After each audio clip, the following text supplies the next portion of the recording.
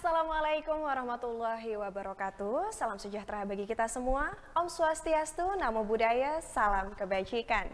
Selamat sore semuanya rekan-rekan yang sudah bergabung pada hari ini secara daring. Apa kabar?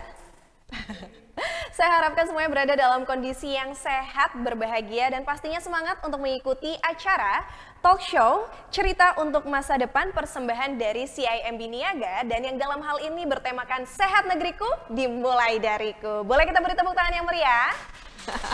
Wow, rame ya. Itu bukan efek loh ya. Tepuk tangan dari kediaman masing-masing juga tidak apa-apa. Ini sekaligus mengapresiasi CIMB Niaga yang sudah melaksanakan acara yang sangat luar biasa di tengah pandemi COVID-19 ini dan membuat kita jadi produktif di sore hari ini. Dan senang sekali saya Suci Patia bisa menyapa rekan-rekan semuanya yang sudah bergabung secara virtual dan tentunya akan memandu acara sampai dengan selesai nanti. Dan teman-teman, di sini saya juga tidak sendiri. Saya akan memperkenalkan narasumber-narasumber pada hari ini yang narasumber yang sangat inspiratif sekali, yang tentunya akan membagikan banyak sekali informasi, sharing-sharing pengalaman kepada kita semua. Jadi di sini saya nggak sendiri ya. Saya akan memperkenalkan narasumber kita yang pertama yang akan hadir di tengah-tengah kita semua, yaitu Cassandra Dewi. Wah, siapa yang nggak kenal ya? Dan telah akan hadir juga bersama kita semua Bapak Joni Raini, dan narasumber kita yang ketiga yang akan bergabung bersama kami juga Dr. Hendry Suhendra SPOT. Nah, ketiga narasumber itu nantinya akan berbincang-bincang dan juga akan disaksikan oleh rekan-rekan semuanya. Jadi sore ini akan menjadi sore yang produktif pastinya.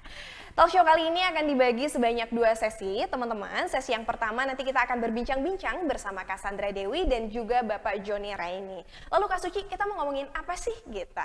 Nah, di sesi yang pertama kita akan berbicara mengenai kesehatan keluarga dan karyawan adalah prioritas yang utama.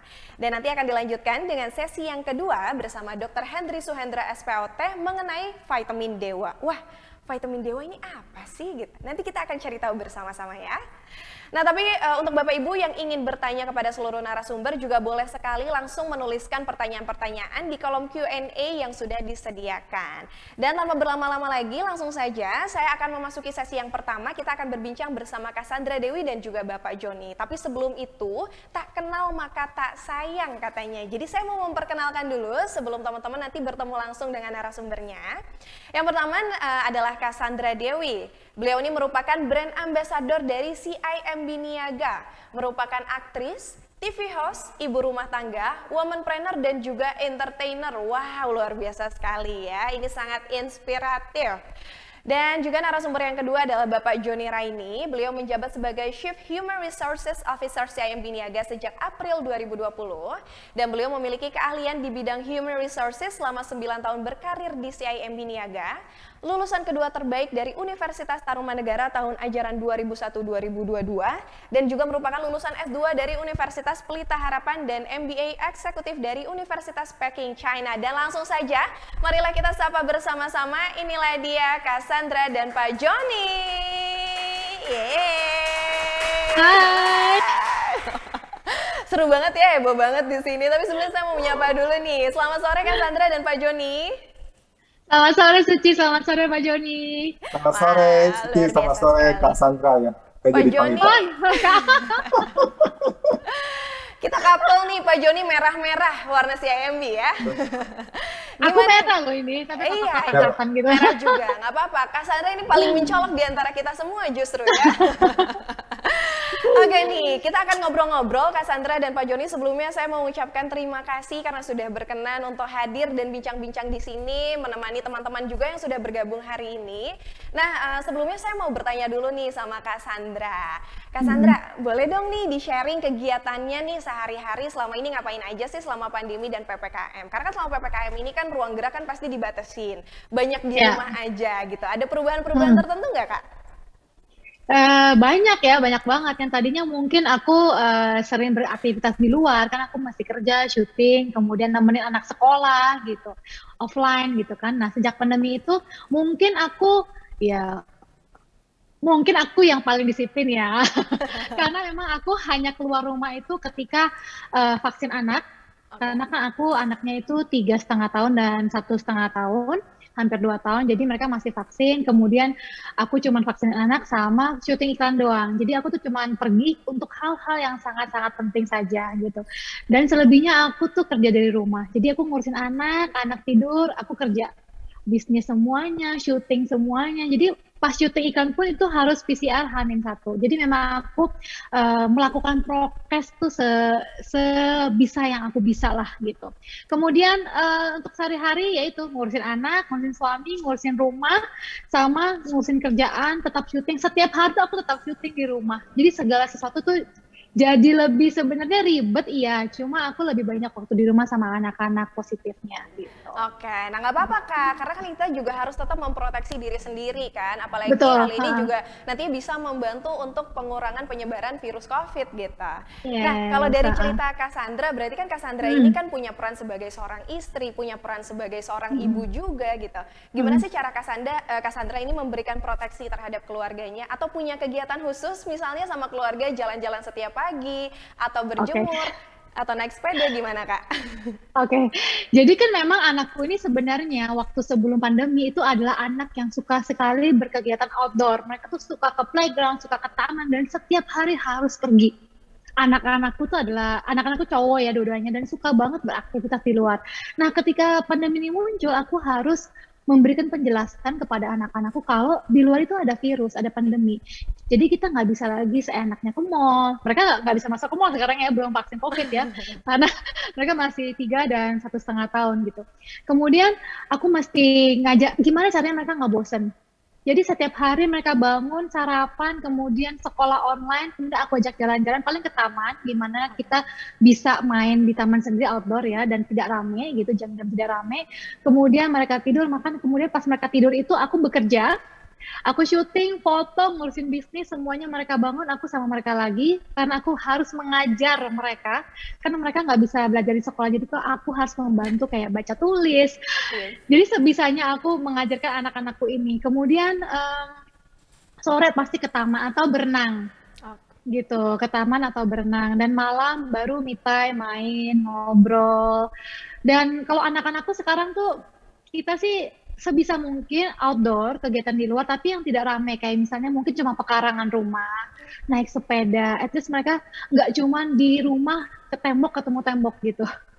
Jadi mereka harus ada outdoor juga, karena aku merasa mereka jauh lebih bahagia ketika mereka tuh bisa beraktivitas di luar gitu, di outdoor gitu, dan tentunya jam-jam yang sepi gitu ya. Jadi kita jaga jarak juga sama yang lain dan pakai masker. Gitu. Oke, berarti itu cara Cassandra memberikan proteksi terhadap keluarga ya Kak. Pertama juga diberikan penjelasan, dan yang pasti kalau misalnya keluar juga ke tempat-tempat yang aman. Itu penting juga tuh, mungkin jalan-jalan ya ke taman. Karena kadang kalau di rumah aja tuh sumpek ya Kak ya. Jadi ke luar rumah tapi tetap harus menggunakan masker. Nah mungkin ini juga bisa dicontoh teman-teman yang punya peran seperti Cassandra sebagai seorang istri, sebagai seorang ibu, dan juga sebagai seorang businesswoman gitu. Nah kalau Pak Joni sendiri gimana nih Pak Joni? Apakah ada kegiatan khusus yang dilakukan untuk menjaga kesehatan seperti Cassandra, atau justru ada kegiatan yang berbeda nih Pak Joni? Ya terima kasih Suci ya. Jadi ya mungkin sedikit berbeda dengan Cassandra. Jadi kalau saya memang masih bekerja juga, lebih banyak itu memang di rumah. Ya. Jadi tentunya waktu itu sebelum yang PPKM diusahakan seminggu sekali atau 2 minggu sekali ke kantor. Tapi untuk aktivitas yang lainnya di rumah ya lebih sering, mungkin mirip dengan yang lain, jalan santai, berjemur, dan juga bersepeda ya. Waktu itu sempat agak hot, kayak minggu pasti bersepeda. Nah tapi ada satu yang mungkin agak berbeda, saya mau sharing. Saya juga agak kaget sih. Jadi sama tiap hari, kalau saya tuh berbeda ngurusin karyawan. Bu Sandra setiap hari bukan ngurusin istri atau anak, tapi ngurusin karyawan. Jadi lebih banyak ya. Untungnya saya punya istri yang ngurusin anak ya. Jadi fokus karyawan, meeting dengan tim. Jadi hampir semua aktivitas itu ya selalu di depan komputer, duduk. Jadi kayaknya pola kerja seperti itu akhirnya mungkin membuat saya tuh jadinya makannya juga nggak terlalu banyak. Kenapa? Karena kalau habis makan banyak duduk agak begah. Ya, jadi saya jadi merasa diuntungkan, resolusi yang dulu setiap tahun saya mau turunkan berat badan nggak tercapai. Dengan pandemi itu malah jadi kecapean ya karena saya kurang makan. Jadi langsing ya. Jadi nah ini memang kalau Cassandra lihat seolah-olah udah langsing, padahal dulu tuh lebih langsung. Jadi sekarang meskipun belum terlalu langsing tapi lumayan. saya turun tuh hampir 10 Wah, kilo ya. Jadi berapa kilo? ya hampir 10 kilo kurang lebih ya. Wow, ini Cewek berarti tuh kalau dengar turun berat badan tuh ngiri loh. Jadi ya, Soalnya saya luar malah, biasa banget ya, Pak. iya. Jadi kalau saya kebalikan. Kalau Oh, saya malah sering di rumah, alasannya untuk imun selain minum vitamin ya. Sejak pandemi ini kita kan lebih aware sama yang namanya vitamin. Bener. Apalagi betul. vitamin anak-anak gitu. Dokter anak bilang vitaminnya ada buat imun ini itu vitamin D ini. Saya tambahin lagi apa? Saya juga banyak sering dengar Dokter Henry Suhendra ini gitu. Jadi dari media sosial tambahin vitamin dan tambah juga makanan yang banyak dan akhirnya berat badan pun meningkat Nah, gitu. saya timnya Cassandra kalau gitu ya. Kok bisa ya? Betul. Aku Ya, suka bingung ya, kok bisa mudah-mudahan- orang ada yang turun berat badan ketika pandemi Iya. COVID-19 gitu. Ya, ini saya juga bingung nih bisa turun, tapi bersyukur juga sih ya. Mudah-mudahan bukan karena makanan yang kurang enak ya kalau di rumah ya, Iya. tapi karena kurang makan ya. Jadi Tapi luar biasa keren banget Pak Joni. Kalau misalnya di sisi lain tadi Cassandra udah ngurusin anak, terus habis itu ngurusin suami juga. Kalau Pak Joni juga ngurusin karyawan gitu ya, walaupun di depan layar terus-terusan, tapi tetap disempat-sempetin olahraga. Tapi olahraga ini memang penting sih ya. Dan sekarang juga Ya. trennya orang-orang Ya. yang mungkin sebelum pandemi itu nggak suka olahraga, Iya. sekarang jadi pada suka olahraga gitu. Nah mungkin Ya, saya mau balik lagi ke Cassandra nih. Cassandra, karena tadi kan cerita gimana sih perannya sebagai seorang ibu, seorang istri. Nah kalau tadi aku nanya kegiatan, kalau sekarang mau tanya rahasia. Gimana sih Kak rahasianya bisa tampil prima gitu ya, membagi peran jadi ibu, jadi istri, jadi businesswoman. Kadang ya, kita kan kalau misalnya jadi istri aja tuh, kalau nggak jadi ibu aja tuh udah kewalahan sendiri. Ini ditambah lagi jadi businesswoman. Mungkin ada rahasia-rahasia tertentu nggak sih Cassandra yang bisa dibagikan? Sebenarnya awal-awalnya tuh nggak mudah ya, apalagi suami jadi sering di rumah. Kemudian saya juga ada paniknya gitu karena kesehatan anak-anak saya ini, kesehatan suami saya ini tuh tanggung jawab saya gitu. Suami saya ini mau nggak mau harus tetap keluar rumah untuk bekerja. Dan anak-anak saya ini masih umur 3,5 dan 1,5 tahun yang tidak bisa divaksin COVID. Jadi kesehatan anak-anak dan suami saya ini tanggung jawab saya. Dimana saya tuh benar-benar harus ngurusin vitamin apa yang mereka harus konsumsi, kemudian makanan apa yang harus mereka konsumsi, kemudian saya harus mengingatkan suami saya, kamu kalau ketemu orang jaga jarak ya, masker ganti, masker double, anak-anak juga saya suruh pakai masker yang udah 3,5 tahun. Jadi memang awal-awal tuh nggak gampang, apalagi saya masih ngurusin pekerjaan yang tadinya semua offline, semua jadi online sekarang. Ngurusin karyawan juga online, ngurusin bisnis juga online. Kemudian kalau syuting juga ternyata susah ya syuting dengan kru yang sedikit gitu. Betul. Kita semua sendiri, saya makeup sendiri, rambut sendiri. Biasanya ada timnya kan? Iya. Sekarang timnya cuma 1-2 orang yang pegang kamera dan semua akhirnya capek sih sebenarnya capek, tapi saya merasa bersyukur selagi saya masih sehat di masa pandemi, keluarga saya sehat ya udah. Nah kuncinya adalah saya baru ngerasain ternyata kalau kita panik sebagai seorang ibu pasti panik, apalagi masalah anak gitu. Saya olahraga pasti, kemudian juga saya ikutin tuh yang berjemur vitamin sih. Saya yang tadinya mungkin waktu masih kecil orang tua saya tuh nggak aware sama vitamin gitu, tapi dengan kita banyak belajar, ya, apalagi sebagai seorang ibu, misalnya dokter anak saya bilang anak harus minum vitamin ini. Kemudian saya banyak mencari tahu juga di sosial media, makanya saya tahu dokter Henry ini, saya nonton semuanya IG live-nya dia. Oh ternyata anak harus dikasih vitamin ini. Udah saya cari semua vitamin yang dari sosial media saya lihat, apalagi kalau dokter yang ngomong, kalau saya sih selalu percaya apa yang dokter ngomong. Biasanya kan dokter ini sudah belajar puluhan tahun, belasan tahun untuk tahu banyak hal. Jadi saya tahu banyak mengkonsumsi vitamin, olahraga dan juga meditasi. Karena kalau buat saya harus, karena yang namanya seorang ibu itu kita harus multitasking, kita harus mulai dari rumah, suami, anak, bisnis, dan diri sendiri, dan juga orang tua. Orang tua kan yang paling dikhawatirkan anak-anak dan orang tua di masa pandemi ini. Jadi saya juga mikirin orang tua saya gitu. Jadi yang bikin saya tetap prima adalah saya mau bahagia. Saya meditasi kalau saya lagi emosi. gitu. Kemudian juga olahraga gitu. Oke, wah ternyata itu rahasianya ya. Justru dengan kebahagiaan, terus habis itu ada juga dengan meditasi, itu bisa membantu Kak Sandra kalau misalnya bahagia kan jadi bisa melakukan banyak hal ya Kak. Kalau misalnya panik, Betul. riweuh gitu ya, justru malah kita malah nggak kepegang semuanya. Kadang kan kita kayak gitu Iya, ya. Jadi itu atasi dulu rasa paniknya. Dan tadi kalau misalnya dari betul. cerita Kak Sandra juga kayak dunia internet juga mempermudah kita nih ya Kak di Iya, tengah iya, pandemi ini untuk mendapatkan informasi-informasi gitu. Tapi tetap ya teman-teman juga harus cermat untuk memilah dan memilih informasi apa, obat apa betul. yang mau dikonsumsi gitu. Karena kan di dunia internet juga terkadang berita itu kan tidak semuanya itu valid gitu ya. Mm-mm. Nah, kalau Kak Sandra sendiri tadi kan sebagai seorang ibu, sebagai seorang istri, nah kalau sekarang sebagai seorang pengusaha, gimana nih Kak Mm-mm. caranya membantu pemerintah untuk mengurangi penyebaran COVID-19? Kalau aku semua karyawanku di bisnis dan di rumah ini semuanya udah divaksin.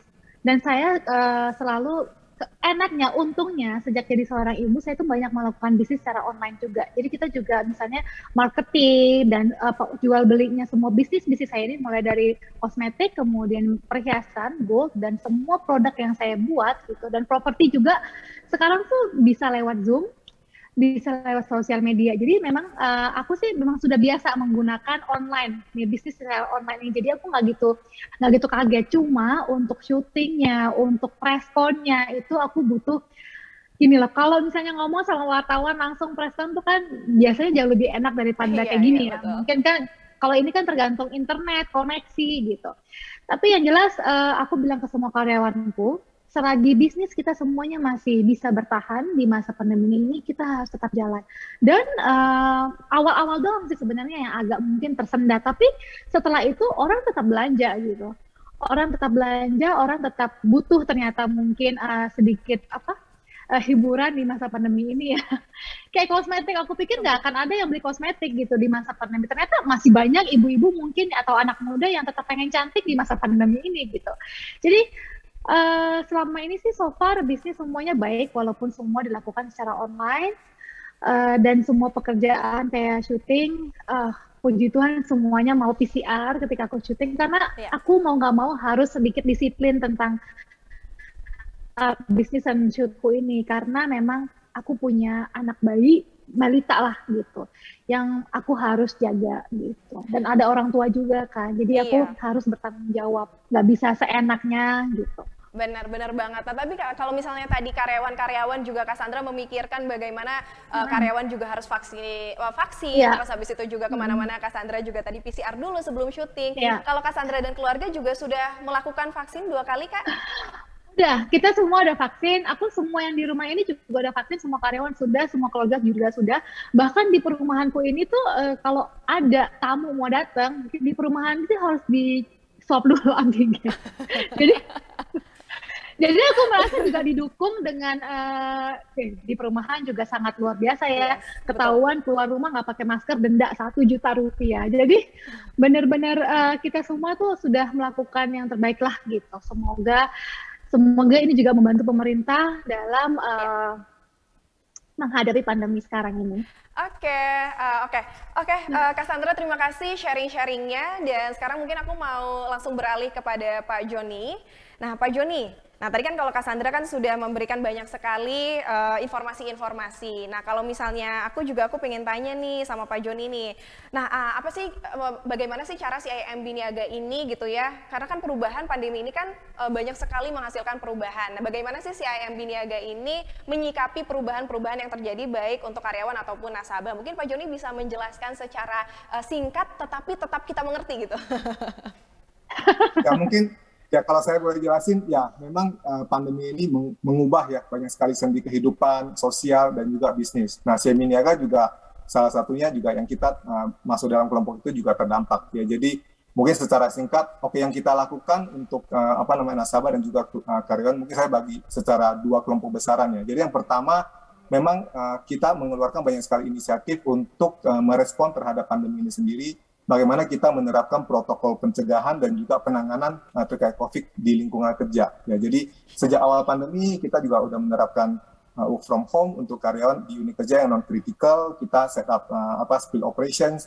Kita juga disiplin protokol kesehatan, termasuk juga mengatur alur flow di nasabah. kita semprot disinfektan setiap kali cabang atau ada yang terkena COVID, kita langsung lakukan protokol seperti itu. Jadi kita melengkapi semua karyawan juga dengan peralatan seperti masker, face shield, pembatas akrilik, wastafel, dan juga terakhir kita juga siapin tabung oksigen. Vitamin, suplemen itu semua kita lengkapin juga. Dan of course banyak sekali kasus kita juga memfasilitasi tes COVID. Jadi ada mekanisme onsite, kalau ada kasus kita lakukan tes di tempat dan juga sebagainya. Kita juga membuka lokasi tes COVID juga nih secara gratis, karyawan bisa kapan aja tes dengan kuota yang terbatas, dan juga kita support pemerintah dengan vaksin. Dan terakhir ini kita juga meluncurkan beberapa program. Ya, jadi program itu misalkan kita juga coverage untuk pakai isolasi mandiri, kita kerjasama dengan rumah sakit kalau ada karyawan yang terpapar, kita pinjaman tabung oksigen, dan kita terakhir juga buka fasilitas isolasi mandiri ya untuk keluarga dan karyawan di Gunung Gelis Training Center kita yang ada di Bogor. Jadi tempat penginapan, tempat fasilitas medis juga kita lengkapin di situ. Nah, ini yang dari sisi penanganannya. Nah, yang satu lagi dari sisi bagaimana kita make sure produktivitas dan keterikatan ya atau engagement karyawan itu juga terjaga. Ya, jadi kita juga berusaha memfasilitasi karyawan dengan semua aktivitas, dan kita waktu itu bikin gimana ya caranya supaya karyawan kita tetap terhubung, mereka tetap produktif, mereka tetap engage. Jadi kita bikin dulu awalnya dengan kuis, tapi akhirnya kita juga bagaimana membuatnya lebih terstruktur dan lebih masif. Jadi kita memperhatikan 3 aspek dari sisi body, mind, dan juga soul ya. Jadi kita tuh bikin ada sekitar 8 pilar. Jadi kita ada ruang kompetisi, ada ruang olahraga, orang bisa ikut kelas zumba, kelas yoga dan sebagainya. Ada ruang hobi juga, orang bisa demo masak, bisa sharing bertanam secara virtual. Kita bikin dari karyawan juga untuk karyawan. Ada ruang inspirasi juga, kita ada sharing bagaimana ada expert yang sharing mengenai creativity, investment, financial planning.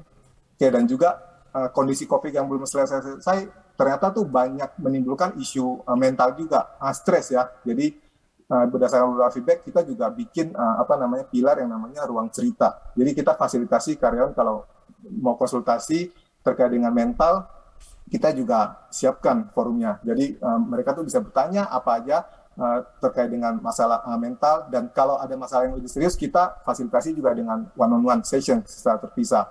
Dan sampai sekarang wadahnya tetap kita pertahankan, kita perkenalkan kepada karyawan.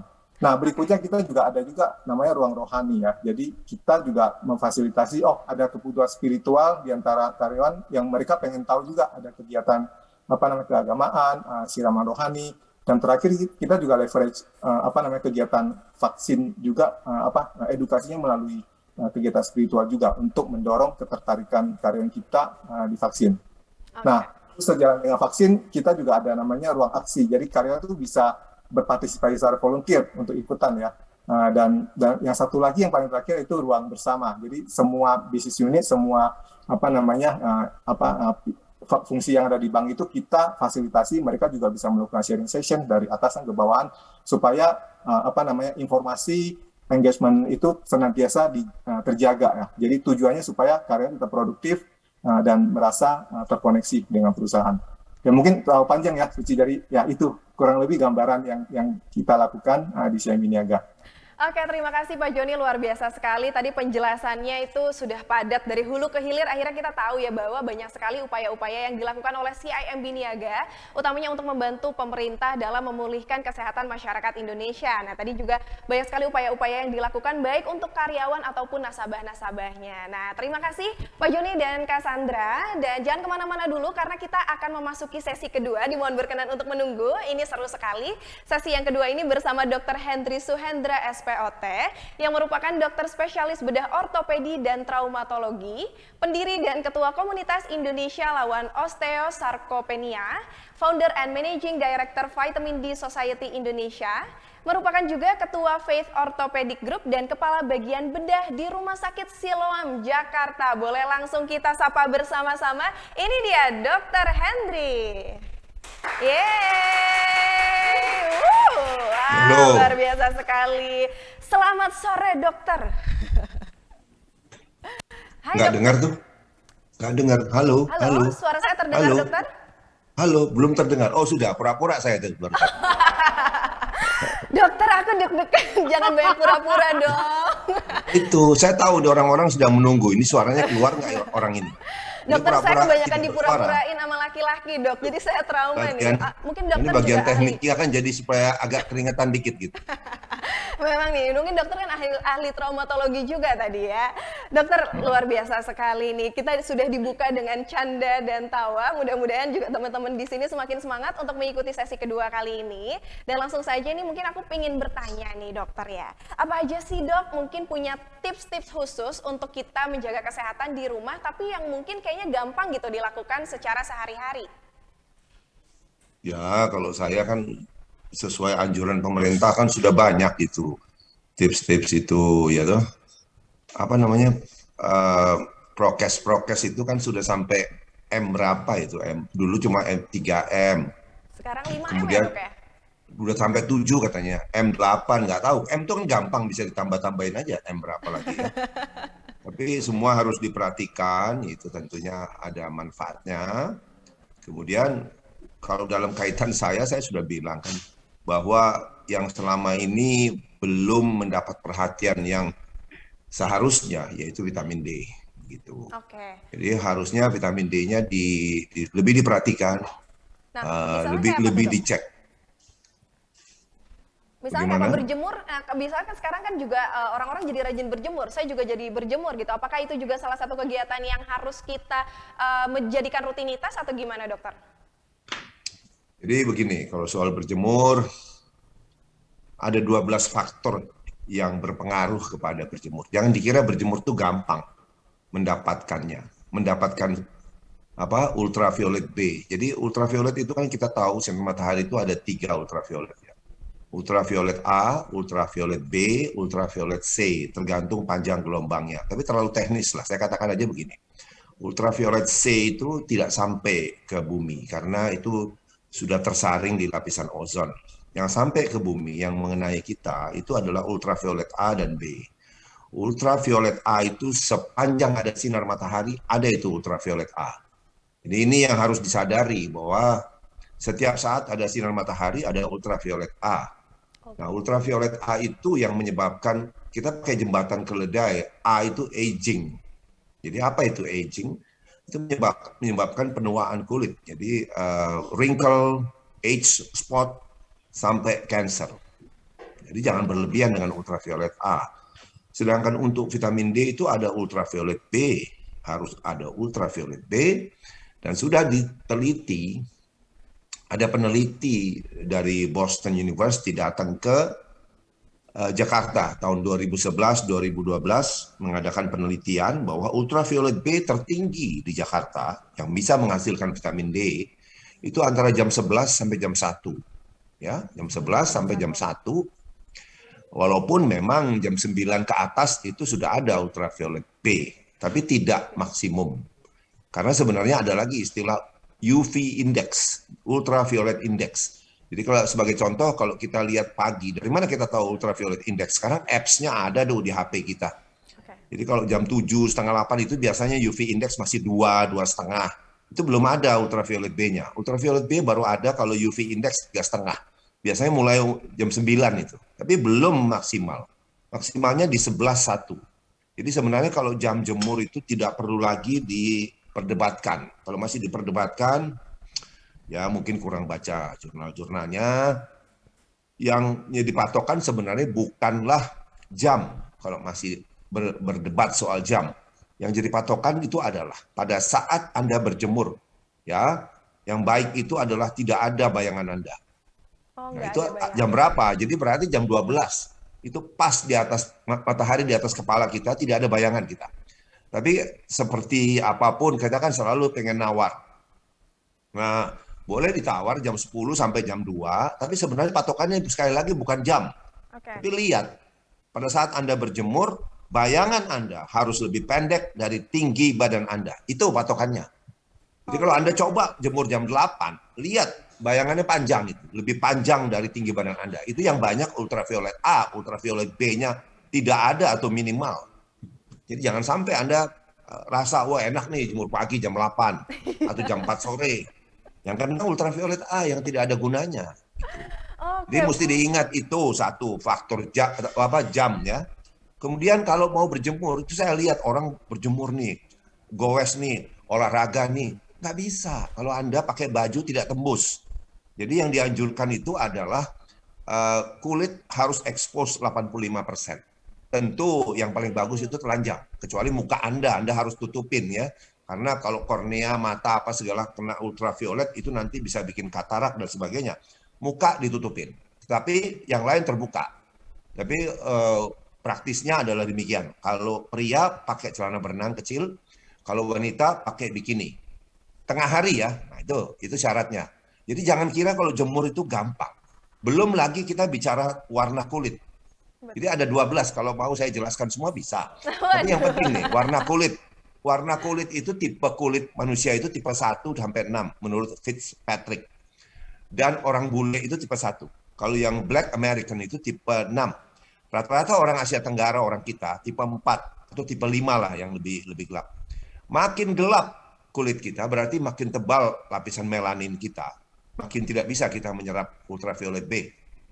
Ya, jadi dikatakan kalau orang bule tipe 1 itu Caucasian, dia perlu jemur jam 12, 10 menit saja, dia akan mendapat kira-kira 10.000 IU vitamin D3, seperti minum satu kapsul yang 10.000 itu.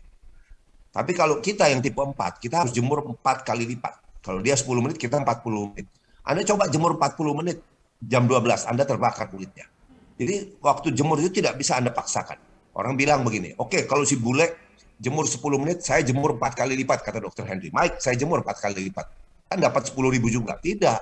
Nanti 20 menit saja kulit Anda kemerahan. Begitu kulit kita hiperemis, tanda sebelum terjadi sunburn, sebelum terjadi terbakar, itu produksi vitamin D berhenti, Bapak Ibu. Ya, jadi nggak bisa dipaksa. Ada yang bilang, saya jemur 2 jam. Percuma lah. Kalau sudah kebakar, vitamin D berhenti. Ini baru bicara faktor warna kulit. Belum lagi bicara faktor umur. Jadi yang bagus itu adalah orang muda, dikatakan umur 25. Kenapa? Karena 7 dehidrokolesterol, yaitu bahan dasar vitamin D yang ada di bawah kulit kita, itu masih banyak, kulitnya masih bagus. Kalau sudah makin berumur tuh kulit makin tipis, bukan berarti tidak malu ya, tidak tahu malu. Makin tipis, tidak ada bahan dasar di sana. Jadi jemur apanya yang mau dijemur gitu. Jadi ambil patokan kapan dia mulai menurun kemampuan kulit itu dengan bertambahnya usia, 40 tahun. Jadi pada saat Anda umur 40 itu semua hormon itu turun. Sebenarnya vitamin D ini bukan vitamin kan. Ini kan misnomer, salah-salah kasih nama. Ini prehormon ini. Jadi waktu umur 40 bersamaan dengan semua perubahan degeneratif itu hormon-hormon turun, kemampuan membentuk vitamin D juga turun. Jadi bayangkan ya, kalau kita tipe 4 untuk berjemur dibanding tipe 1 itu, kita sudah berjemur 4 kali lipat. Kemudian kalau dia 25 tahun, kita 40 tahun ke atas, mau jemur 4 kali lipat lagi. Jadi berapa kali lipat kita harus berjemur? Nggak mungkin. Anda jemur panjangan sedikit, waktunya Anda kebakar. Jadi makanya sudah ada pemeriksaan, penelitian oleh Dr. Renu Mahtani, ini ahli vitamin D dari India. India juga punya matahari yang sangat terik sama seperti kita. Sudah disimpulkan kalau berjemur itu maksimum Anda akan mencapai kadar vitamin D Anda dalam darah cuma 40-an. 40-an itu barangkali cukup untuk melawan kelainan tulang, patah tulang. Tapi kalau untuk melawan autoimun, untuk melawan penyakit kanker, untuk melawan penyakit jantung, untuk melawan infeksi bakteri dan virus termasuk COVID, jauh dari cukup. Demikian. Harap sadar. Luar biasa sekali. Dr. Henry tadi menjelaskan, akhirnya membuka pikiran saya juga, mungkin kayak membuka pikiran teman-teman juga di sini yang masih salah persepsi terhadap berjemur, kayak pagi-pagi tuh enak gitu ya. Ternyata justru kalau misalnya pagi-pagi itu selain ultraviolet A yang bisa menyebabkan aging, nggak ada manfaat apa-apa ya dok ya. Karena kalau misalnya jadi begini, memang saya tambahkan lagi, jadi saya tidak berkata tidak boleh berjemur, boleh. Tapi realistis lah. Jadi Anda tidak akan mencapai optimal atau maksimal hanya dengan berjemur. Berjemur atau dari makanan apapun, lakukanlah. Kalau orang Jawa Timur, tempat saya Surabaya bilang wis sak karepmu lah, sesukamu lah ya. Tapi jangan berharap itu menjadi maksimal, tidak mungkin. Jadi tetap harus ada tambahan suplemen D3. Apalagi Baru lately lah, baru berapa tahun terakhir ini ada faktor genetik lagi. Ya, ada faktor genetik, itu bisa diketahui. Dan faktor genetika sudah menyebutkan bahwa 6 dari 7 orang Indonesia itu ada varian genetik yang menyebabkan tidak bisa membentuk vitamin D maksimal hanya dari matahari dan dari makanan. Hanya bisa dari suplemen. Bagaimana suplemen bisa ditambah? Karena suplemen dengan mudah kita naikkan. 10.000 minumnya atau 20.000, 30.000 baru bisa meningkatkan kadar darah. Tapi kalau dari makanan kita tidak bisa makan sebanyak-banyaknya. Anda mau obes. Kalau dari matahari Anda mau jemur seharian, ya kulit Anda terbakar. Jadi tidak bisa dari matahari dan dari makanan tidak bisa Anda maksimalkan. Hanya dari tambahan dari suplemen. Dengan kata lain ingat, bolehlah makan apa aja suka-suka untuk tambahan. Jemur kapan saja untuk tambahan, tapi ujung-ujungnya Anda perlu suplementasi. Anda tidak percaya, cek darah Anda. Mau taruhan sama saya? Boleh. Menang saya pasti. Berat banget ya nih taruhannya langsung sama Dokter Henry. Wah, tapi ini semakin menarik sekali nih pembahasan kita pada sore hari ini bersama Dokter Henry. Tapi sebelum saya melanjutkan pertanyaan, saya ingin mengingatkan kepada rekan-rekan yang ingin bertanya, yang pastinya kayaknya banyak banget nih yang mau tanya ya. Silakan menuliskan pertanyaan di kolom Q&A yang sudah disediakan, karena nanti akan kita pilih dan akan kita bacakan dan langsung akan ditujukan kepada narasumber yang bersangkutan. Oke, kita akan balik lagi bersama Dokter Henry. Tadi aku penasaran nih dok, dari tadi kan kayaknya kita ngomongin banyak vitamin D gitu. Nah, aku pengen tahu nih dok, seberapa penting sih vitamin D ini untuk mencegah ataupun melakukan penyembuhan terhadap virus COVID-19? Ya, jadi sudah banyak penelitian, ya penelitian. Jadi sebenarnya kalau penelitian vitamin atau suplemen apa yang baik terhadap pasien-pasien COVID itu, yang langsung dilakukan itu baru vitamin D. Kalau vitamin D sudah dilakukan banyak sekali di India, di UK, di Amerika, di Israel, di mana-mana, di Spanyol. Maaf. Kemudian kesimpulannya adalah vitamin D jelas berpengaruh kepada untuk mengurangi morbiditas, angka kesakitan dari COVID-19, dan juga kalau Anda pun kena, ya, karena kan jangan naif ya, karena orang ini kan selalu berpengharapan begini, saya sudah divaksin, kok masih bisa kena? Saya vitamin D sudah tinggi, kok masih bisa kena? Yes. Tidak ada jaminan. Yang 100% itu kan cuma Tuhan, mana ada usaha manusia yang 100%. Tapi kalau Anda punya vitamin D tinggi, itu kalau Anda kena, mortalitasnya rendah, angka kematiannya rendah, karena Anda sudah punya daya tahan. Sedangkan kalau soal kekebalan, itu sudah jelas dikatakan, kalau Anda bisa ikuti video saya sudah jelaskan bahwa vitamin D itu terikat pada 3 sistem kekebalan. Kekebalan pertama adalah local barriers, yaitu keutuhan kulit kita, keutuhan selaput lendir kita, itu semua dipengaruhi vitamin D. Kemudian kekebalan bawaan, yaitu innate immunity, itu dipengaruhi oleh sel-sel imun kita yang menghasilkan antibiotika natural, yaitu cathelicidin dan defensin untuk melawan infeksi bakteri dan virus. Tetapi juga dia berpengaruh kepada acquired immunity, jadi kekebalan yang didapat. Kekebalan yang didapat ini adalah fungsi dari limfosit T dan B yang menghasilkan antibody. Jadi itu dari mana dapatnya? Itu kalau sudah pernah terpapar oleh infeksi atau dari vaksin. Jadi tubuh kita, sel-sel imun ini, yaitu limfosit T dan B, sudah mengenal ini. Dia simpan memorinya. Sehingga pada saat ada serangan virus yang sama, maka ini bekerjalah sel-sel ini, antibody ini untuk membunuh virus itu. Jadi ini semua dipengaruhi oleh vitamin D, demikian. Oke, makanya dokter ini sebutannya vitamin dewa ya, karena dari tadi saya penasaran nih, wah vitamin dewa ini apa nih gitu. Ya, kalau saya dikritik oleh teman saya, kalau bilang dewa nanti kalian dianggap berhala, dianggap musyrik. Nah, jadi jangan pakai kata dewa katanya. Jadinya oke lah kalau gitu, saya bilang vitamin Deo, vitamin Deus. Anda ngerti kan? Itu Latin, artinya Tuhan. Oh, Deus. Oke. Nah, karena tadi Dokter Henry sudah menjelaskan bahwa vitamin D itu juga penting gitu ya dan berpengaruh untuk pencegahan dan juga penyembuhan virus COVID-19. Yang pengen kita tanyakan adalah dokter, seberapa banyak sih kebutuhan vitamin D yang dibutuhkan oleh kita semua? Apakah berbeda-beda antara anak-anak, remaja, orang dewasa dan lansia atau sama aja sebetulnya dokter semuanya? Jadi begini, sebenarnya bukan dosis sekali lagi. Saya punya istilah yang ya sambil guyon lah. Ya kan orang Jawa itu kan suka gitu kan, bolak-balik gitu, gonta-ganti gitu kan. Jadi kalau saya selalu udah bosan saya ditanya sama follower dosis terus tiap hari. Jadi saya selalu bilang, selalu orang tanya dosis, kapan bosannya sih? Itu sebenarnya ada analogi yang baik ya. Misalnya begini, kalau anak-anak kita belajar untuk menghadapi ujian, tentu targetnya adalah dia mendapat angka A atau angka bagus lah. Katakan, bilang saja A. Nah, untuk mencapai A ini, si anak kita suruh belajar. Tetapi anak itu kan tentu punya IQ yang berbeda, mempunyai daya tangkap yang berbeda, mempunyai daya nalar berbeda. Jadi tidak bisa dibilang, setiap anak harus belajar 3 jam untuk mencapai angka A. Ya kan? Kan beda-beda. Nah, disitulah bedanya. Ada anak yang agak kurang sedikit, jadi mungkin belajar 5 jam. Kalau anak yang super kurang, mungkin 10 jam. Tapi anak yang jenius mungkin belajar 1 jam saja, sudah bisa mencapai A. Jadi pertanyaan itu sama dengan kalau orang bertanya dosis, sama dengan gini.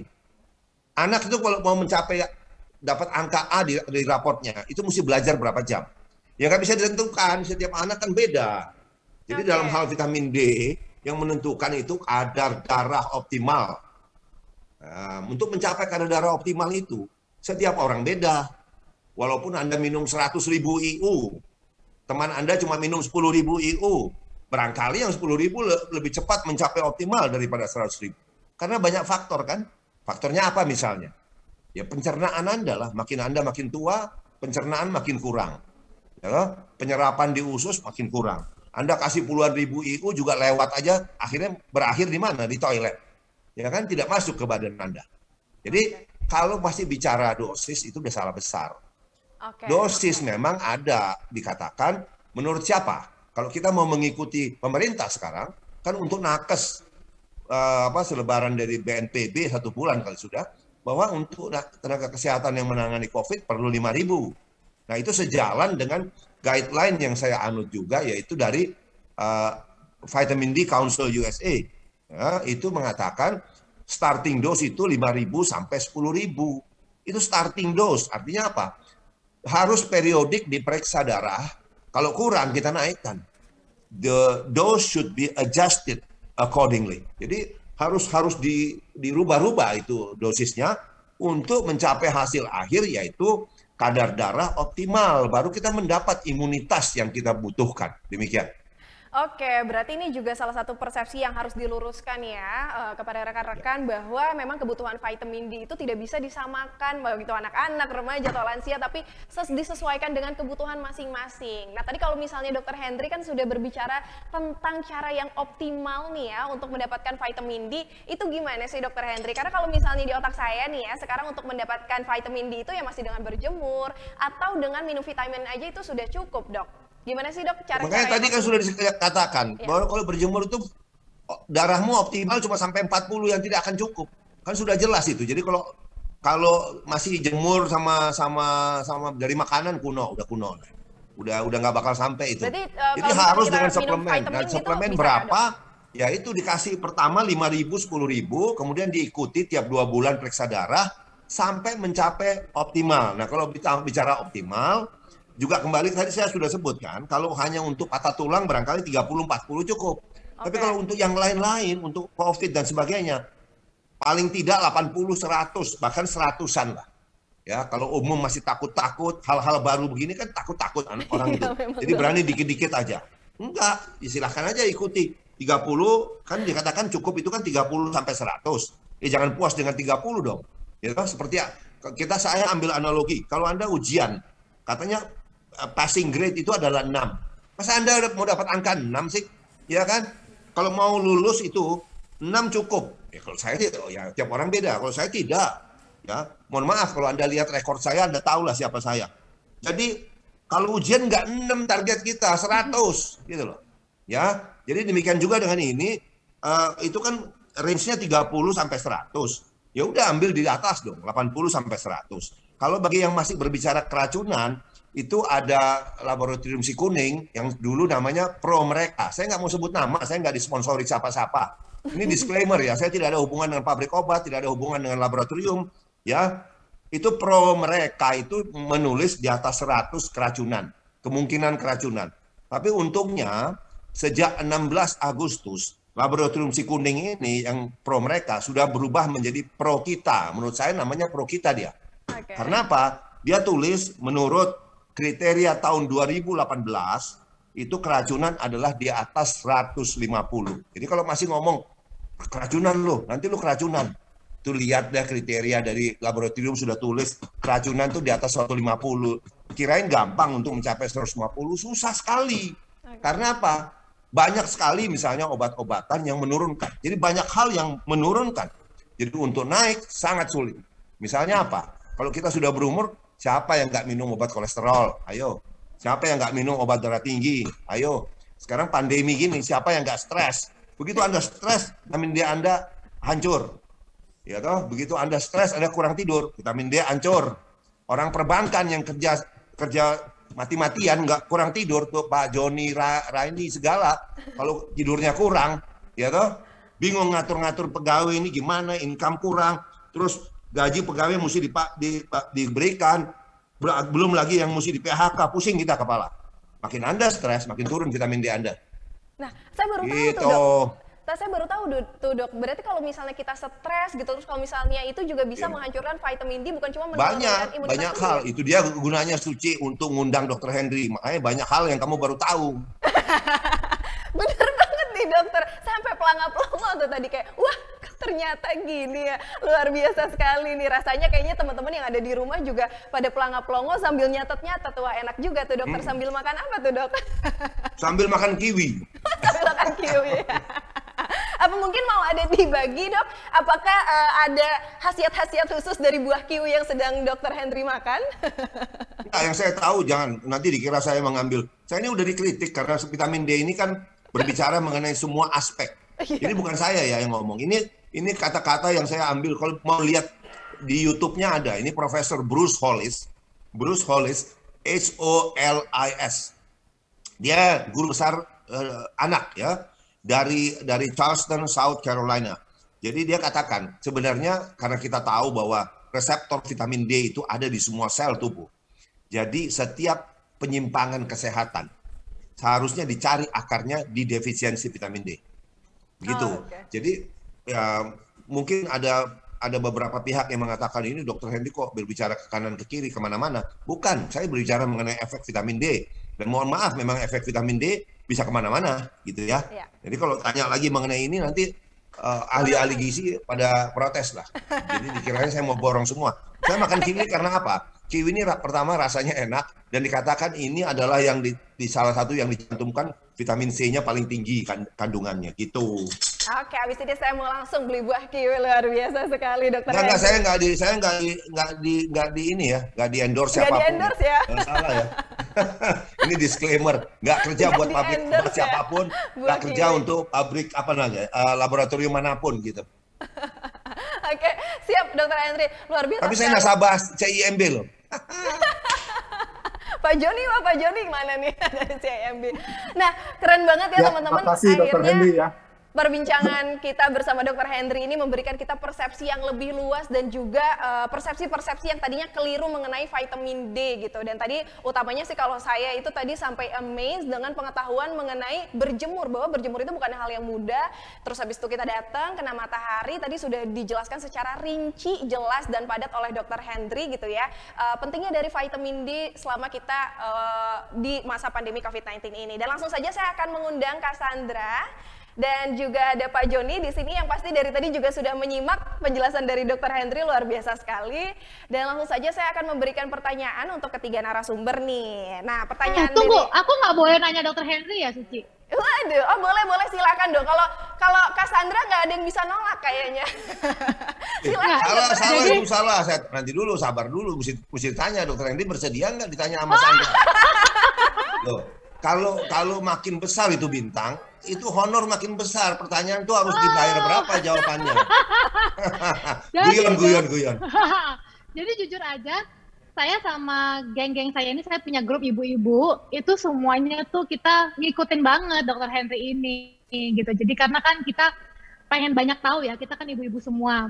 Saya tuh punya pertanyaan 2. Yang pertama, berjemur. Saya nggak suka berjemur dong, jujur. Jangan, nggak ada wanita suka berjemur, Sandra, mana ada. Ya, betul dong ya. Pertama kulit saya hancur, dokter kulit juga marah kalau berjemur. Jadi saya senang banget dokter bilang, jemur tuh nggak ngejar, jadi suplemen aja. Jadi saya juga mengikuti saran dokter, cek darah, saya cek saya harus mengkonsumsi berapa vitamin ini. Kemudian untuk anak, saya juga tahu dokter punya cucu umur 3 dan 2 tahun. Saya ngikutin dokter banget nih. Betul. Dan saya mendengar dokter juga bilang kalau anak di bawah 1 tahun tuh 1000 IU ya, vitamin D-nya. Itu benar, itu Sandra, saya potong. Kalau itu menurut American Academy of Pediatrician.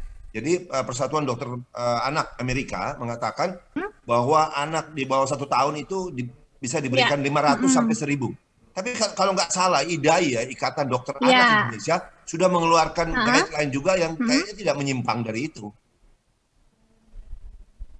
Nah, anak saya dan cucunya dokter sama nih, 3 dan 2 tahun. Dan saya dengar juga dokter bilang kalau 1 tahun ke atas sampai 14 tahunnya itu maksimal 4000 IU dosis vitamin D-nya. Betul. Nah, kira-kira untuk anak saya yang 3,5 tahun dan 2 tahun ini berapa ya dok? Kan anak kecil kayaknya nggak usah tes darah ya, cek darah ya. Kayak saya kan harus cek darah. Kalau mereka kan kayaknya kasihan juga ya, harus mesti setiap kali mau tahu vitamin D-nya berapa. Nah, saya ngikutin dokter juga nih. Dokter anak hanya memberikan untuk imun dan vitamin D saja, tapi saya tambahkan, saya ngikutin dokter, ditambah K2 dan magnesium. Nah, untuk 3 dan 2 tahun ini kira-kira berapa dok sehari yang harus saya berikan? 2000 atau 3000? Karena baru umur 3 dan 2 tahun. Nah, dokter, cucunya dokter deh, berapa deh? Waduh, Dokter Henry langsung dapat pertanyaan dari Cassandra Dewi nih kayak. Jadi gini, saya udah kalau yang betul memang kita harus tega lah ya. Harus periksa darah mestinya. Anak kecil pun harus kalau cek darah. periksa dong. Dan semua rendah, pasti rendah. Pasti cuma berapa belas. Kan rata-rata Indonesia ini tanpa melihat umur, itu rata-rata kan cuma 17,2. Jadi ya memang rendah. Tapi katakanlah kalau kita tidak tega untuk periksa darah ya, kalau sudah 2 tahun ke atas sampai 12 tahun, itu range-nya itu adalah yang paling rendah 2000 sampai 4000. 2000 sampai 4000. Tapi sebenarnya ujung-ujungnya mesti periksa ya. Jadi kayak cucu saya yang besar ya, 3 tahun, 3 tahun 8 bulan dia sekarang. Itu sudah diperiksa lagi, dia sudah hampir 80 dalam darahnya. Dan efeknya yang mencengangkan adalah sampai dokter anaknya, yaitu teman-teman saya juga yang sama satu rumah sakit sama saya, juga tanya kok, itu si Luisa mana kok nggak pernah datang? Bisa bilang ya cuma datang untuk imunisasi lah, orang nggak pernah sakit dia. Mana ada batuk pilek udah setahun nggak pernah sakit. Iya. Luisa, jadi oke cek darah ya. Oke. Gimana nih Cassandra, sudah puas ya dengan jawaban dari Dokter Henry? Langsung konsultasi yang biasanya tadi ngelihat mungkin cuma di media sosial gitu ya, akhirnya sekarang bisa langsung nanya gitu. Jadi teman-temanku tuh hari ini sampai pengen nonton. Biasanya tuh mereka tidak pernah nonton aku live sama brand aku yang manapun itu, tapi hari ini tuh mereka semua mau nonton karena kita semua tuh ngikutin. Jadi kalau dokter udah posting, kita langsung sebarin linknya, langsung ngobrolin anak kita berapa gitu, terus pengetahuan tentang vitamin D ini. Itu ada kira-kira ada nama fans clubnya nggak untuk Dokter Henry di antara para ibu-ibu ini? Aduh, saya ketawa mulu. Jadi memang kan sebagai ibu, sebagai istri ini harus banyak cari tahu ya. Sekarang kan banyak informasi dari sosial media, jadi kita pengen aja gitu, pengen melakukan yang terbaik lah gitu. Dan kebetulan Dokter Henry memberikan banyak sekali informasi yang selama ini mungkin kita nggak tahu gitu, yang justru orang tuaku aja nggak pernah kasih tahu dan nggak pernah, pentingnya minum vitamin D itu apa. Dan sekarang kan kita akhirnya jadi tahu, dan aku pengennya anak-anakku juga kan sehat gitu. Betul sekali. Apa yang tadi sudah disampaikan oleh Dr. Henry juga sangat bermanfaat sekali dan mudah-mudahan nanti ini bisa diterapkan juga oleh seluruh masyarakat yang sekarang sudah bergabung di sini. Dan selanjutnya saya ini memberikan pertanyaan untuk ketiga pembicara pada hari ini. Ada di sini ada Pak Joni, ada Cassandra dan juga ada Dr. Henry. Nah, mungkin aku ingin tahu sih dari ketiga narasumber ini apa sih yang sudah direncanakan untuk mendukung kesehatan berkelanjutan di Indonesia gitu. Nah, mungkin boleh dijawab oleh Cassandra dulu. Kalau aku dari awal pandemi, aku sudah sama teman-temanku yang dokter, kita sudah menggalang dana untuk teman-teman nakes juga. Kemudian biasa, aku sih vaksin semua karyawan, semua. Kalau anak-anak aku yang belum bisa vaksin COVID ini, aku biasanya vaksinin flu setiap tahunnya. Kemudian kalau aku memang kalau nggak penting, aku nggak akan keluar rumah gitu. Jadi aku memang hanya keluar rumah tuh untuk yang penting-penting aja. Jadi mematuhi lah aturan pemerintah.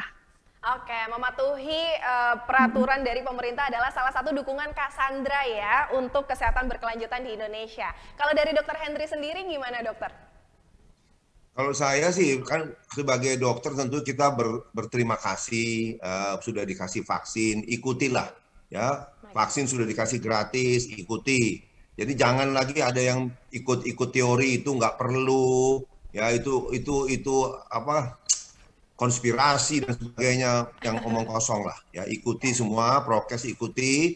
Kemudian selain itu ya untuk meningkatkan itu daya tahan tubuh Anda, pasti dari saya sebagai Ketua Vitamin D Society Indonesia ya, perhatikan vitamin D Anda, jaga supaya optimal.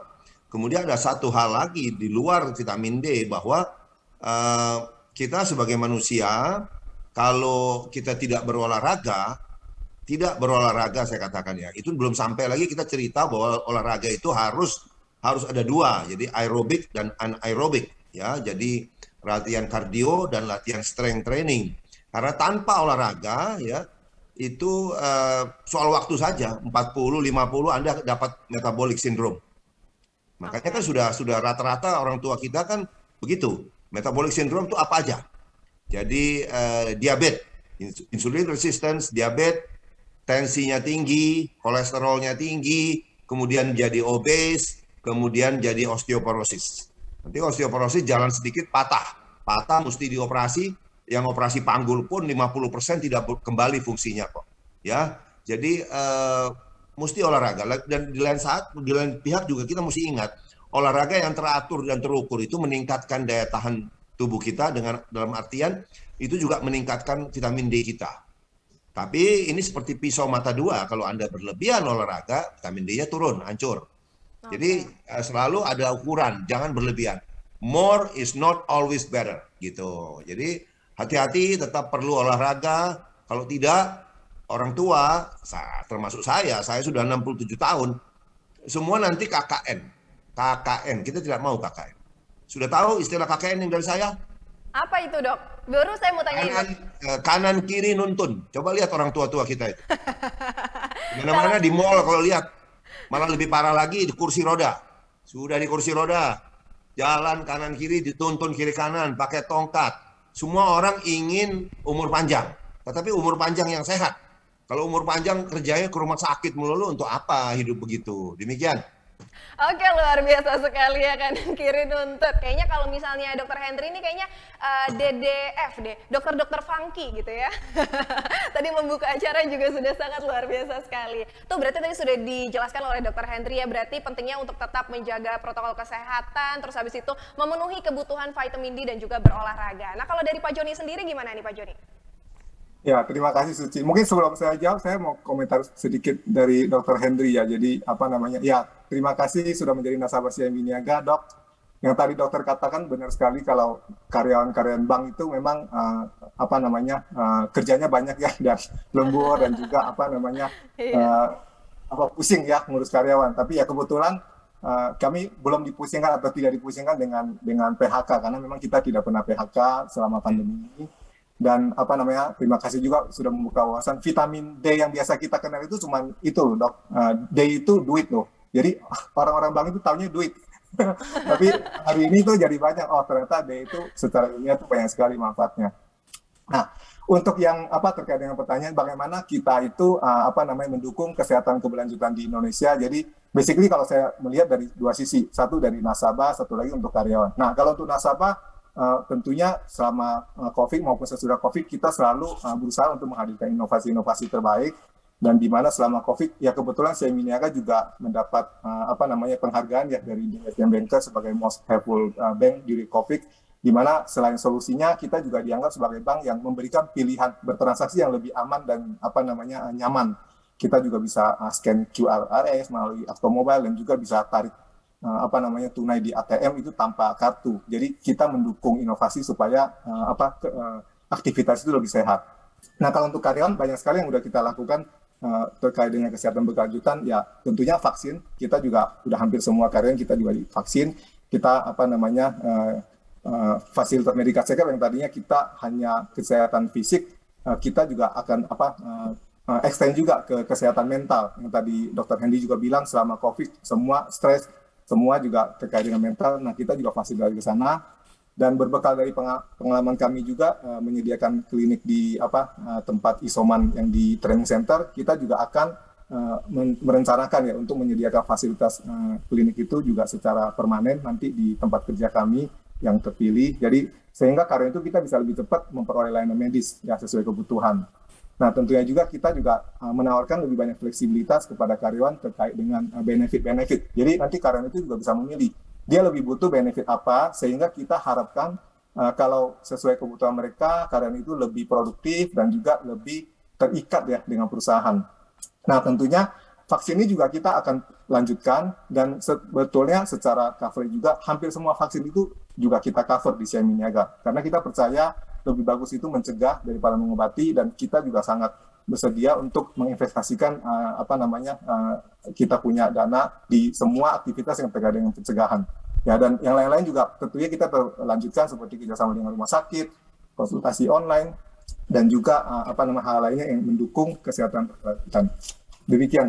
Oke, luar biasa sekali Pak Joni, ini juga yang mewakilkan CIMB Niaga yang sudah memberikan dukungan untuk kesehatan berkelanjutan di Indonesia, baik dari sisi karyawan ataupun nasabah.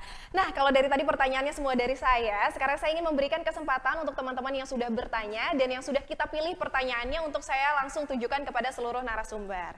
Nah, untuk pertanyaan yang pertama ini untuk Kak Sandra Dewi nih. Nah, ada dua pertanyaan bisa dijawab sekaligus, Kak Sandra. Pertanyaan yang pertama adalah sebagai seorang pembisnis dengan kondisi pandemi yang belum selesai saat ini, menurut Mbak Sandra Dewi, apa nih yang perlu dilakukan seorang businesswoman dalam menghadapi perubahan yang ada? Dan yang kedua, tips dalam menjaga kesehatan mental untuk diri sendiri dan keluarga di masa pandemi ala Sandra Dewi. Nah, mungkin boleh dijawab kedua pertanyaan ini, Kak Sandra, silakan. Oke. Sebenarnya tadi aku udah jawab sih. Yes. Di awal-awal. Mungkin bisa di-remind lagi kali ya Kak Sandra ya. Kalau untuk bisnis, untungnya semua bisnis yang aku buat, kecuali properti ya, semua bisnis yang aku buat itu semuanya aku banyaknya memang melalui online gitu. Jadi dari awal memang aku berpikir kan sekarang ini zamannya sosial media, zamannya semua online, jadi aku bisa bisnis aku ini ke seluruh Indonesia gitu, dan semuanya aku memang sistemnya online. Ada sih toko-toko offline-nya, cuma aku memang lebih ke online gitu. Jadi awal-awal aja sih yang mungkin agak berubah ya, agak tersendat, tapi dengan perkembangannya zaman sosial media semakin marak, kemudian online juga semakin enak banget sekarang kalau mau belanja shopping ini. Jadi bisnis aku pun mengikuti perkembangan zaman. Jadi sebenarnya pandemi ini sangat diuntungkan dengan adanya perkembangan sosial media. Dan untuk yang nomor 2, memang nggak gampang sih untuk yang tadinya mungkin setiap hari aku keluar rumah, kemudian syuting, kemudian sama anak pergi main. Nah, kalau sekarang ini banyakan di rumah, lagi kerja, kemudian tiba-tiba harus berhenti karena anak bangun tidur gitu. Anak udah teriak, mana mami mana gitu. Yang sekarang ini aku lakukan tuh aku meditasi. Jadi ketika mau mulai hari, habis berdoa, pagi-pagi meditasi sebentar, supaya aku bisa mengkontrol emosi hari itu. Karena kan nggak gampang ya, namanya ngurusin anak itu kadang-kadang hari ini moodnya baik, kadang-kadang beberapa jam kemudian moodnya berubah gitu. Jadi memang untuk mengkontrol emosi, aku biasanya meditasi. Oke, Cassandra luar biasa sekali. Berarti kalau misalnya tadi dari jawaban Cassandra nih ya, penggunaan sosial media ataupun platform digital ya, pemanfaatannya ini sebagai bentuk adaptasi di masa pandemi ini untuk agar bisnisnya tetap berjalan ya. Dan ini juga menjadi peluang dan juga sekaligus keuntungan karena adanya platform-platform digital yang sudah ada ya Cassandra ya. Nah, meditasi itu mungkin ini juga bisa menjadi salah satu tips untuk teman-teman yang sekarang lagi stres ataupun jenuh yang ada di rumah aja. Oke Cassandra, terima kasih. Saya sekarang akan membacakan pertanyaan berikutnya. Nah, pertanyaan berikutnya ini untuk siapa? Boleh ditampilkan? Oh, ternyata untuk Dr. Henry Suhendra. Nah, pertanyaannya yang pertama nih, dokter, apa sih tanda-tanda kita kelebihan dosis vitamin D? Apakah ada efek sampingnya? Dan yang kedua, pertanyaannya, kalau kita sudah minum vitamin D3 setiap hari, apakah masih dibutuhkan lagi minum vitamin C dan suplemen lainnya? Silakan Dr. Henry. Jadi masih ada aja yang tanya keracunan. Keracunan itu kan 300 nanogram. Jadi saya meneliti vitamin D sejak tahun 92. Ya. Saya tidak pernah ketemu orang yang keracunan, gitu aja.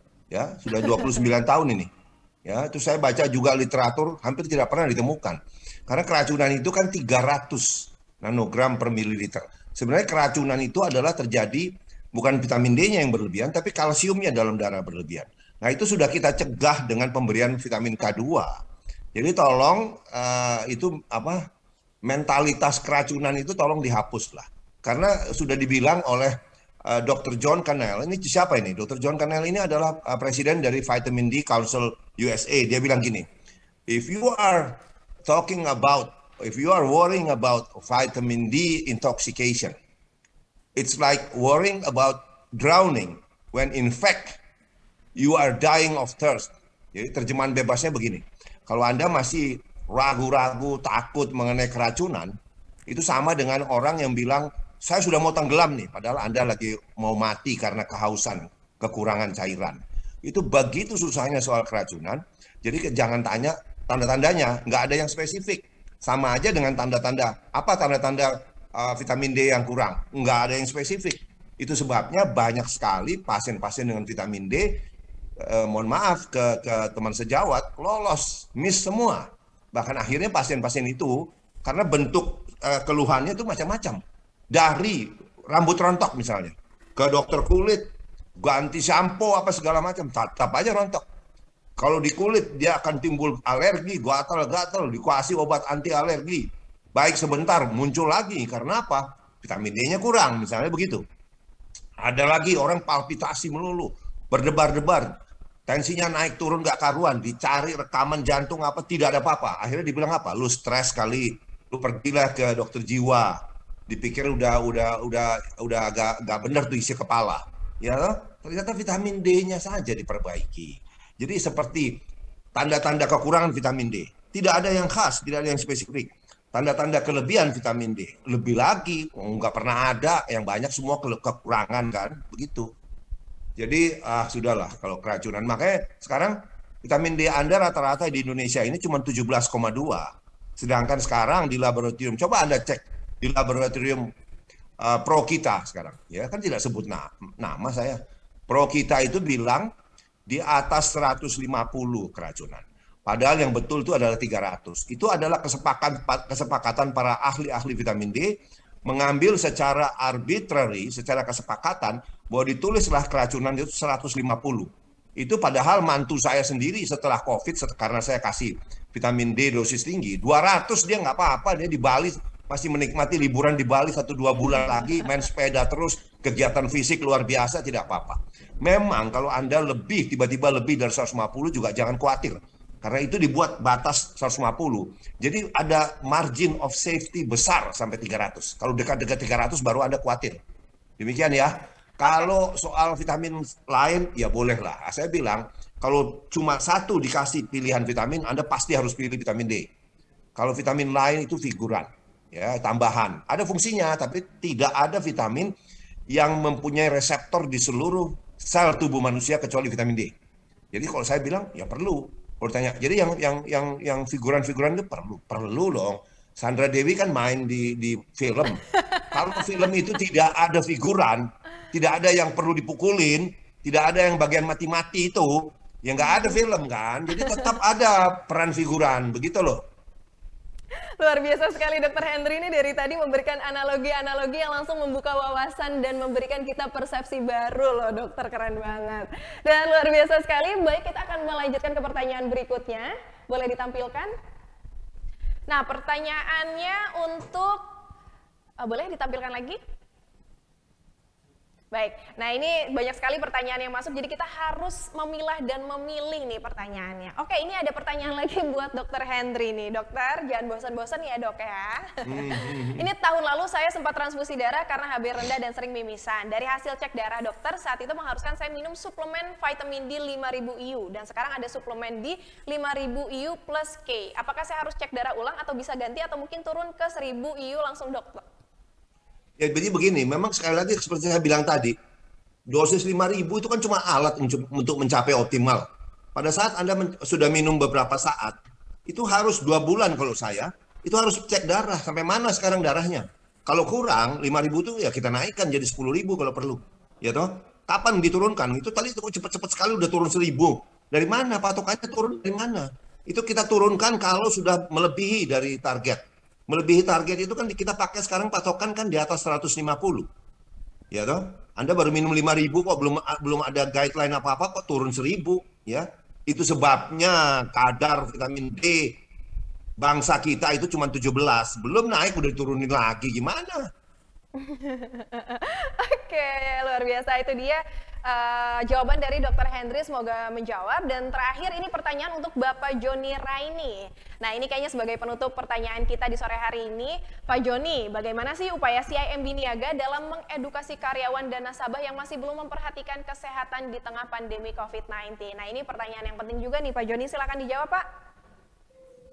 Ya, baik ya. Jadi untuk terkait edukasi, senantiasa ini kita lakukan kepada karyawan dan nasabah melalui media komunikasi yang kita miliki. Jadi komunikasi ini terutama kita lakukan dengan tujuan supaya meningkatkan awareness, baik itu dari sisi karyawan maupun nasabah, atas pentingnya disiplin protokol kesehatan ya, serta pengetahuan, ini yang penting, pengetahuan terkait dengan COVID-19. Dan juga terkait juga update pembatasan aktivitas dari pemerintah, dan juga pentingnya program vaksinasi. Ya, jadi beberapa hal yang kita lakukan, baik itu kepada nasabah maupun karyawan itu, ya beberapa diantaranya kayak kita bikin panduan penanganan COVID, ya kan bagi karyawan atau nasabah apabila di lingkungan kerja itu ada yang terpapar.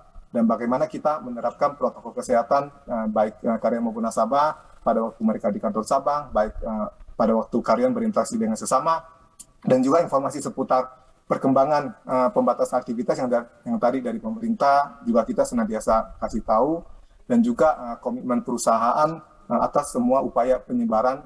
Kita juga semua karyawan juga kita diminta untuk tanda tangan fakta integritas untuk patuh terhadap seluruh protokol, dan juga pentingnya vaksinasi. Ya ini kita sekarang terus-menerus kita lakukan, dan tinggal yang vaksin kedua aja karena kita waktu itu mulai dari AJET. Nah, selain melalui media internal dan eksternal, kita juga secara reguler memberikan sesi interaktif ya kepada yang tadi saya jelaskan, program anti mati gaya. Nah, jadi topik-topiknya itu disesuaikan, bisa mental, bisa juga dengan kesehatan, melalui pemuka agama, maupun inspirasi-inspirasi dari tokoh-tokoh lain. Oke, Gitu. baik. Terima kasih banyak Pak Joni. Luar biasa sekali, ternyata itu adalah upaya-upaya dari CIMB Niaga untuk mengedukasi karyawannya yang masih belum memperhatikan kesehatan di tengah pandemi COVID-19. Dan boleh kita beri tepuk tangan semuanya dari kediaman masing-masing. Dan dari sini juga luar biasa sekali, tidak terasa 1,5 jam kita bersama-sama untuk mendengarkan tadi sharing informasi dari 3 narasumber. Dan juga teman-teman, semoga semua yang tadi sudah disampaikan oleh narasumber ini bisa kita aplikasikan di kehidupan kita masing-masing, tentunya sesuai dengan tema kita pada hari ini, yaitu Sehat Negeriku Dimulai Dariku. Nah mungkin boleh sedikit closing statement dari ketiga narasumber nih untuk masyarakat secara singkat dan jelas saja. Mungkin dari Mbak Sandra Dewi dulu, silahkan. Kalau aku jelas ya, kalau misalnya untuk sekarang ini, kalau nggak penting-penting banget, jangan kumpul-kumpul dulu. Karena aku sendiri menjaga sebenarnya apa yang aku posting di sosial media, karena aku tahu followersku lumayan banyak. Jadi aku menjaga banget untuk takutnya kalau misalnya kita ngumpul-ngumpul, terus followernya ikut-ikutan. Jadi makanya aku selalu mengkontrol sebenarnya apa yang aku posting. Dan kalau misalnya aku mau kumpul-kumpul pun, Jangan deh, nanti followersku ikut-ikutan. Jadi mendingan kalau nggak penting-penting banget, nggak usah kumpul-kumpul, dan harus divaksin, tidak ada alasan lagi, karena banyak sekali yang aku kenal pun masih takut divaksin. Kemudian kalau buat ibu-ibu yang punya anak, tetap harus vaksin, karena sesuai, menurut aku nih, dari Ikatan Dokter Indonesia, kebetulan aku banyak teman-teman dokter anak tetap harus divaksin, karena banyak juga teman-temanku yang aku kenal tidak mau memvaksin anak-anaknya. Padahal anak-anak itu penting banget tuh vaksin setiap bulannya. Gitu. Oke, nah itu kalau dari Cassandra Dewi, kalau misalnya dari Dokter Henry sendiri gimana dokter untuk menutup acara kita? Ya, sekali lagi saya dari pihak Vitamin D Society Indonesia ya, mengingat kita rata-rata Indonesia cuma 17,2 nanogram per mililiter dalam darah ya, dan kita adalah paling buncit, paling belakang di antara 5 negara ASEAN ya, kita paling belakang. Makanya tingkatkanlah kadar vitamin D Anda, dan sesuai anjuran dari BNPB, Badan Nasional Penanggulangan Bencana, itu sudah mencanangkan kan 5.000 IU. Lihat video Pak Jokowi yang mencari vitamin D 5.000 di sidak di apotek di Depok waktu itu kan. Jadi ikutilah itu, mari kita bantu karena itu sangat meningkatkan imunitas Anda. Karena kalau Anda kena COVID sebenarnya itu luar biasa biayanya. Untuk menyembuhkan Anda, satu hari pemerintah itu mengeluarkan biaya berapa begitu. Yang biasanya karena di-cover oleh pemerintah, jadi Anda tidak tahu bahwa itu biayanya mahal sekali. Demikian. Oke, silakan Pak Joni. Ya mungkin udah diomongin semua, jadi intinya tetap semua jaga protokol kesehatan demi keselamatan kita semua dan keluarga. Vaksin udah pasti tetap harus dilakukan, dan yang paling penting itu tetap semangat ya, karena kita percaya pandemi ini akan berakhir dan mudah-mudahan Indonesia menjadi lebih baik. Oke, dan itu dia closing statement yang disampaikan oleh ketiga narasumber, dan tentunya kita tetap harus mendukung kesehatan berkelanjutan di Indonesia dimulai dari diri kita sendiri. Karena sehat negeriku dimulai dariku. Nah, tadi sudah disampaikan juga bagaimana kalau dari sisinya Cassandra Dewi juga tetap memproteksi dirinya sendiri, keluarga, dan juga suami dan juga anaknya. Dan juga tadi Dr. Henry juga sudah menyampaikan yang membuka wawasan baru, memberikan kita persepsi yang lebih luas betapa tubuh kita itu perlu dicukupi oleh vitamin D. Dan juga ini salah satunya tadi CIMB Niaga juga sudah mengupayakan banyak hal untuk mendukung kesehatan berkelanjutan di Indonesia, dan salah satunya dengan melakukan vaksinasi terhadap seluruh karyawannya. Dan kalian sehat-sehat semua. Terima kasih sekali lagi kepada seluruh narasumber yang sudah berpartisipasi dan sudah berkenan meluangkan waktunya di sini. Kepada seluruh rekan-rekan juga yang sudah tetap produktif di tengah pandemi COVID-19 ini, saya mohon maaf bila ada penyampaian-penyampaian yang kurang berkenan. Tetap ikuti protokol kesehatan yang sudah ditetapkan oleh pemerintah, dan buat yang belum vaksin silahkan vaksin. Yang masih belum aware dengan vitamin D juga silahkan, banyak sekali ilmu-ilmu yang didapatkan di hari ini. Dan untuk menutup acara saya mengucapkan wassalamualaikum warahmatullahi wabarakatuh. Om Santi Santi Om, sampai jumpa.